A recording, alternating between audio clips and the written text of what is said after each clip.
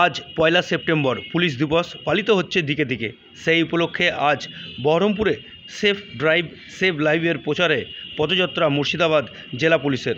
সোমবার সকাল 11টা নাগাদ বহরমপুর ট্রাফিক অফিস থেকে একটি বর্ণাঢ্য শোভাযাত্রা বের হয়। এই শোভাযাত্রা বহরমপুরের টেক্সটাইল কলেজ মোড় হয়ে শহরের একাংশ পরিক্রমা করে। এই শোভাযাত্রায় উপস্থিত ছিলেন পুলিশের আধিকারিক থেকে সিভিক ও সমস্ত পুলিশ কর্মীরা।